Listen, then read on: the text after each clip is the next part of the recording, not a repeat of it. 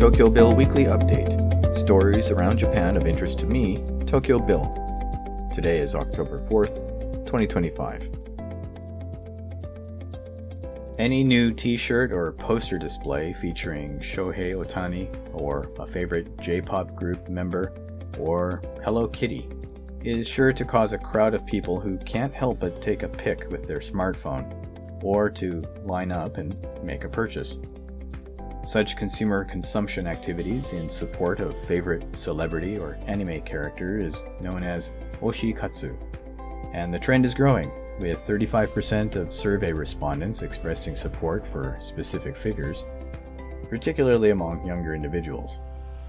What interests economists is that over half of respondents reported that inflation has not deterred their feel-good oshikatsu spending habits, and they predict that oshikatsu-related consumption will continue to expand. This promises to benefit retailers like Shimamura and gaming companies like Bandai Namco, as younger demographics have more disposable income and motivation to engage in oshikatsu. Based on a survey of 54 Japanese game companies in June and July 2025, approximately 51% utilize generative AI in their game development processes. The primary applications involve generating visual assets and images, followed by story and text generation, and programming support. Notably, 32% of these companies are using AI to develop in-house game engines. Among those, developer Level 5 employs the text-to-image AI platform Stable Diffusion for upscaling and image generation, while Capcom is dabbling with Gemini Pro and Imagen for brainstorming and prototyping. Sega has formed an internal generative AI committee to systematically integrate AI tools into their workflows, but others, such as Nintendo, are taking a cautious approach towards AI adoption, with CEO Shuntaro Furukawa stating his concern regarding intellectual property rights. With over 21 million visitors in the first half of 2025, more establishments have experienced tips as foreign customers often leave them. One bar owner in tourist-heavy Akasaka mentioned that tipping is appreciated but not required, as tipping is not a custom practiced in Japan. Surveys on tipping worldwide indicate mixed ideas about how much to tip, with high percentages in places like the United States and Germany, and most European tipping between 5 to 10%. An informal poll by one Japan University professor among her students shows that 73% believe Japan should not adopt a tipping culture, with wages being the acceptable reward for service. Over 90% didn't see tipping likely to become commonplace. All in all, it seems that deep-rooted cultural attitudes towards tipping in Japan are unlikely to change significantly. Keiro no Hi, or Respect for the Aged Day, is a public holiday in Japan celebrated on the third Monday of September to honor senior citizens. This year, Japan announced a record number of about 99,800 people aged 100 and older. Local ceremonies were held and gifts were given to those celebrating important numerical age milestones, such as 88 and 99 years. However, Okazaki City in Aichi Prefecture has decided to end the tradition of giving 10,000 yen, $67 US, to those turning the milestone age of 88. The savings amount to about 20 million yen each year, and the funds are to be redirected towards preventive care. Residents had mixed feelings about this change, especially those missing out on the cash gift. While the 88s are lamenting their loss, those reaching 99 will still receive monetary gifts. Leading Japanese brewing company Asahi experienced a cyber attack on Tuesday that caused a systems failure, affecting its shipping and customer service in Japan. The company confirmed there was no breach of customer personal information and stated that its European operations remained unaffected, as reported by the BBC. Order and shipment functions in Japan were temporarily suspended, prompting Asahi to apologize to customers and partners. They are investigating the cause and working to restore operations, but have not provided a timeline for recovery.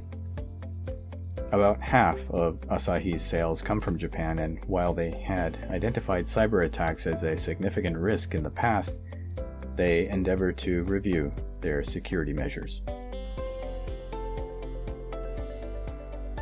Removal work has started at an underground parking facility in Yokkaichi, Mie Prefecture, where 274 vehicles were affected by flooding due to Typhoon Nari on September 12th. The parking lot's second basement floor was completely flooded, the water pushing vehicles around, damaging each other, and blocking entrances to the underground space. Towing began on Monday this week, with 26 tow trucks aiming to transfer the vehicles over the next week to a temporary site before they are returned to their owners.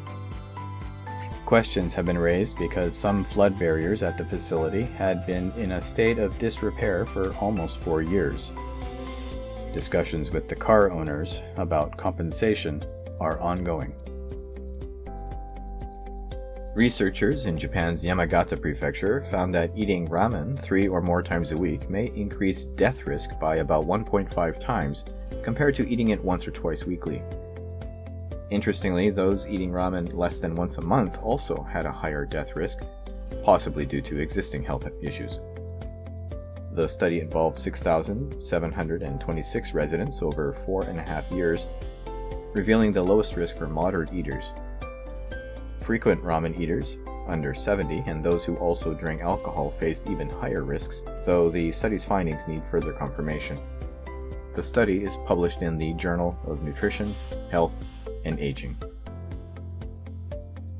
Short-term visitors and foreign tourists are no longer able to convert their driver's licenses to Japanese ones, with regulations becoming more stringent as of Wednesday. Regardless of nationality, applicants must now present a residence certificate as proof of residency. The written traffic knowledge test now consists of 50 questions instead of just 10. To pass, you must answer at least 90% of the questions correctly. In the past, anyone with a foreign license, even with temporary addresses, could get a Japanese license. The ease of the prior test and the concerns of law enforcement following traffic accidents prompted the National Police Agency to review the system. A record 68,600 foreigners were granted Japanese licenses in 2024. A U.S. government shutdown began on October 1st, impacting its embassy in Tokyo. Both the English and Japanese Twitter accounts of the embassy announced they would stop posting updates until the shutdown is over, except for emergencies regarding safety and security. The embassy's website will also not be updated. Although passport and visa services will continue during the shutdown, they may be limited and depend on the situation. The tweets do not clarify the details about scheduled services or the status of other services like Social Security, and the embassy's website offers little specific information. For those in Japan needing assistance from the U.S. Embassy, it is advised to call ahead to confirm available services.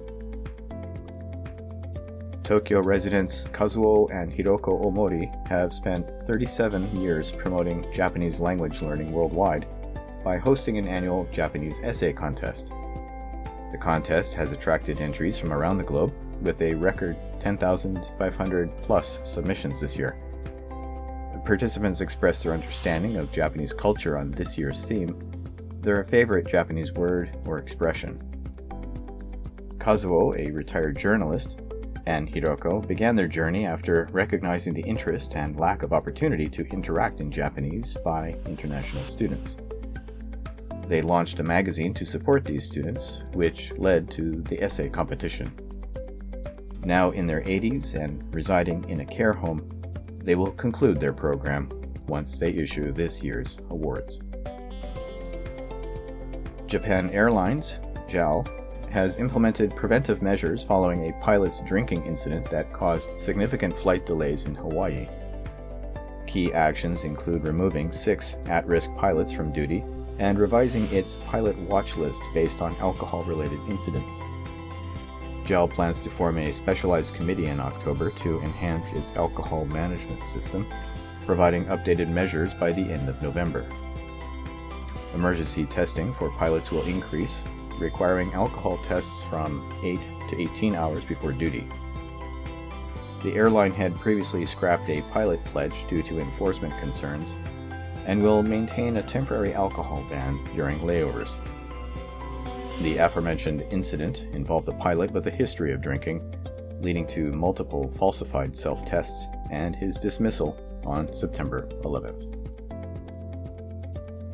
Ajinomoto Foods North America began selling its top-selling frozen gyoza brand, Ajinomoto Hane-style gyoza, in U.S. grocery stores starting October 1st. Previously, these popular dumplings were only available at select Costco locations where they received excellent reviews from customers. The Hane-style gyoza are known for their crispy, lacy skirt that forms during cooking.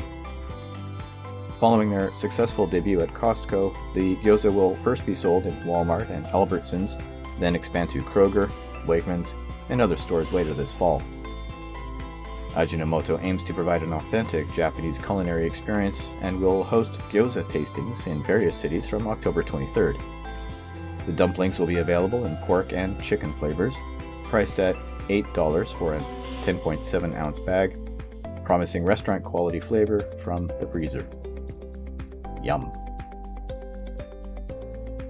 That brings us to the end of news items for the week ending October 4th. These and other stories, and any local craft beer events going on around the Tokyo area, you can read at theTokyoBill.com, along with links to the original stories and my merch store. I've been, and remain, Tokyo Bill. Thank you for listening, and take care.